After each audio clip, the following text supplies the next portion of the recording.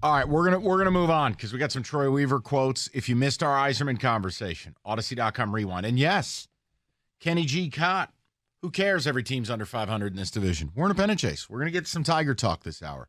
This is the last thing I will mention about this missing submersive thing near the Titanic.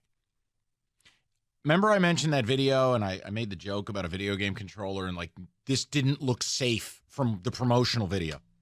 I said a buddy send me an article. And he's way more like learned in tech than I am. According to this piece, they used a Logitech wireless video game controller called the F710, which was a controller from 2010 that cost $30. You trusted your life to a $30 outdated piece of wireless tech? How on earth could you charge $250,000? That's what steers this thing? I'm just, I was like disbelief. Yeah, Disbelief. That's something you pick up. Doesn't make the situation any less horrible. I'm just making a point. When I said it didn't look safe, if what my buddy just sent me is true, that article, oh my God. Dude, you pick that up at Micro Center. Yeah, that's crazy. Now, David, let's get to the Troy Weaver stuff. That's all I've got to say about that. I'm not going to take up the hour. Wow. It's a fascinating and horrific story all at once. Steve Yzerman spoke. We covered it. Now, this week, we've got the NBA draft on Thursday night. I think all of us are, well, first of all, 90% of people don't care. But the 10% of us that want to at least acknowledge we have an NBA team, I think we're kind of resigned to fate almost. We're resigned to this team being in no rush, using the 5th pick in a terrible draft. Mm-hmm. And you saw an odd shift today. Jarace Walker, player I'm familiar with from Houston. There are plenty of players I'm not. Signed the G League. Seems to be moving into being the favorite. Now, the problem with Jarace Walker, can't shoot. I mean, he's an athlete. He's rangy. Hell, I watched a couple games this year. He had 7 or 8 blocks in the game. But you pair him up next to Jalen Duren, that's not how modern ball is played. So, whatever. Well, Troy Weaver made comments today. And while we don't have the audio, David does have the quotes. I thought we'd take one segment and at least rap about it for a minute and get people's thoughts. Because, look, there is no way I'm going to change how I am. I can't sit here and allow guys to be in endless rebuilds. Mm-hmm. And I understand Cade didn't play last year, but we've talked about it. This has got to be a bold summer for the Pistons. And, Rico, you've coined the phrase. It's yours. Monty Williams can't be the biggest signing. And unfortunately, with the Cam Johnson news, where it sounds like one way or the other, he's going to go back to the Brooklyn Nets. And this team not being anywhere in realistic trade conversation, although there is a rumor today, I don't think people will like it. But I want to give you the Troy Weaver stuff. We'll talk through it. And then Yahoo reported an alleged offer that was made to you. And I don't know that Piston fans are going to like this. It doesn't involve a player. That's the biggest problem. See, I think they will. Okay, well, we'll get to it. David, go ahead. Yeah, so before I read this one, this is about the CBA, how it impacts Detroit. Let me just kind of give a short background to the average fan that may not understand.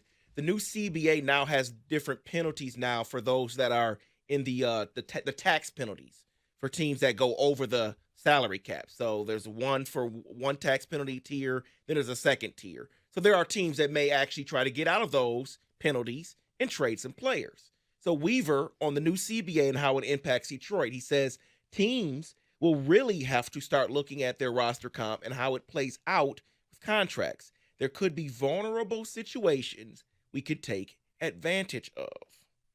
Then he also has a quote here regarding the value of 5. It says these top 5 to 7 picks are valuable because it's unpredictable after number 1. We feel good about the value of 5. There's been a lot of banter and talk about a lot of picks, and we feel good about being at 5 and the value there. Well, and again, to Kenny's point with Yzerman, what the hell else is this guy going to say? The only time you see him is draft night. Mm-hmm.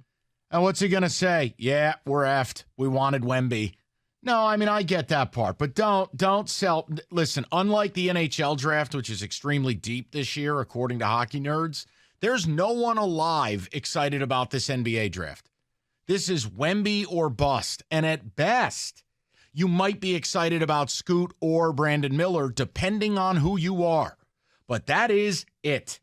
That doesn't mean another good player won't come from it, but ain't nobody out there who believes what he's saying. No, at that point, you got to hit the second lottery and draft a player who all of a sudden becomes Devin Booker, where you got them later on in the draft and they just, or Steph Curry, where you're like, wow, okay, with the 7th pick or the 9th pick, we got this guy.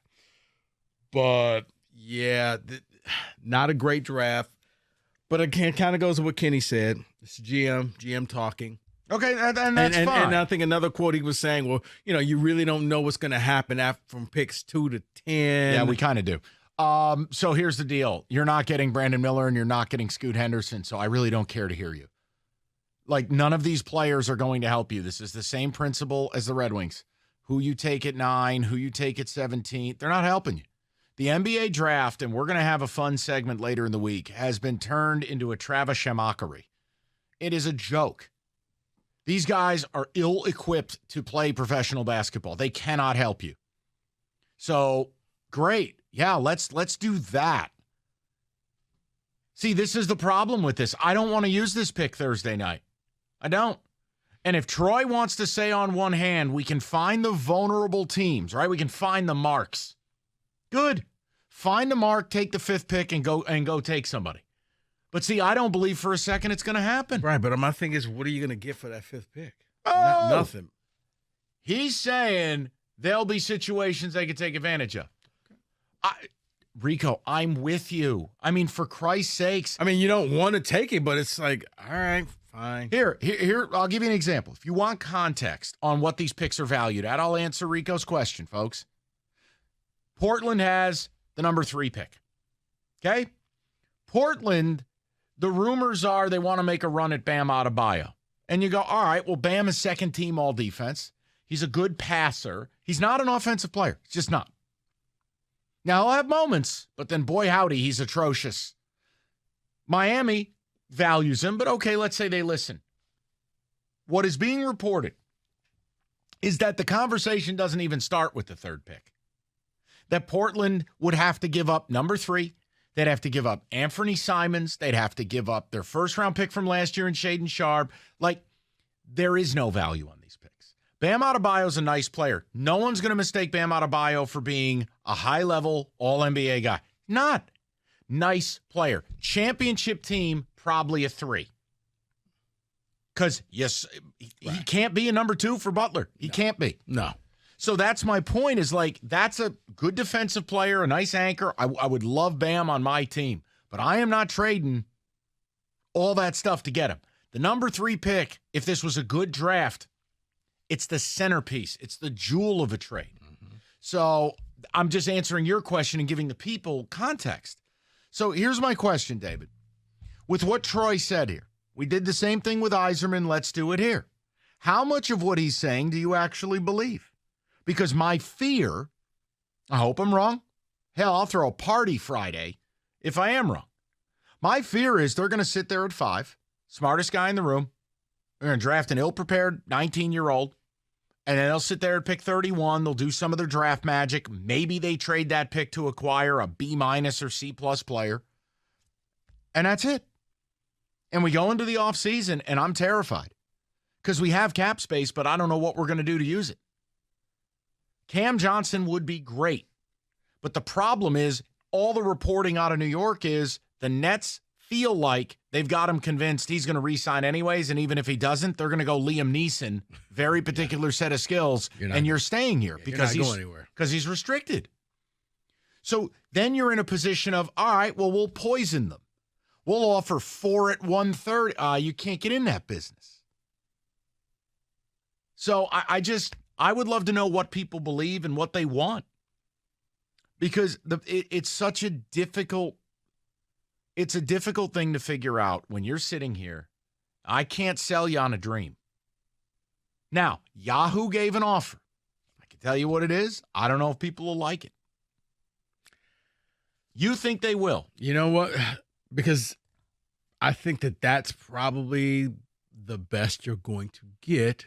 Oh, my God. This guy, all week this week so far, No, the lowering of the bar. It's not lowering the bar, Mike. It's reality. Yesterday you said if you had the nicest crack house on the block, well, it's not the worst. Today it's, take the offer. It's ass, but it's the best you're going to get. And you know what happened with that crack house? They won the game. The other crack house burnt down, and you came into the show excited. You need to temporarily change your expectations, Mike. Yeah, temporarily, like, hey, the Utah Jazz are offering me garbage, and Rico's like, well, yeah, but it could be stinkier garbage.